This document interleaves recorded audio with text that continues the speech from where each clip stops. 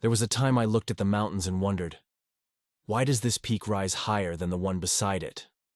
Why is one tree taller, one river wider, one flower brighter than the other? I realized they never asked that question themselves, and then it struck me. We are the only creatures who suffer by comparing what we are with what we think we should be. When I first came to the monastery, I was young, eager, and insecure. I watched the older monks meditate for hours, their breath still, their minds silent.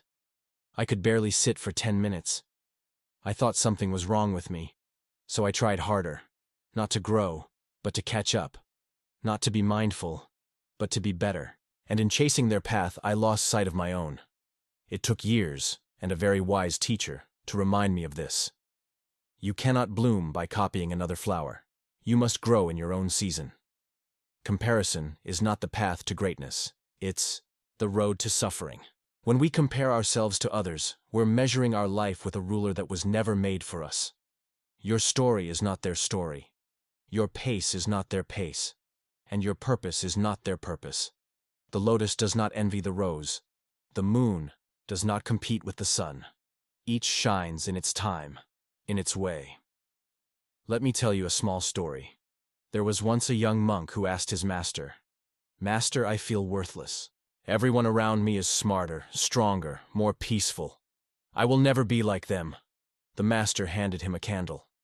He said, "Light this in the dark, and tell me if it still matters how tall the other candles are." That monk learned something we often forget. Your light matters, not how it compares, but that it shines. When you compare, you suffer twice. First, because you feel behind. Second, because you stop growing.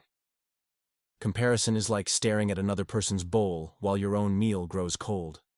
Why starve in envy when you could be nourished in gratitude? Instead of comparison, practice presence. Ask yourself, did I grow today? Did I move even one step forward? Did I treat myself with kindness? If the answer is yes, then you are exactly where you need to be. Remember this, dear one. You are not here to be like anyone else. You are here to be yourself, fully and deeply. The world doesn't need another copy. It needs your truth. So walk your path, breathe your breath, grow in your time, and let comparison fall away like autumn leaves in the wind.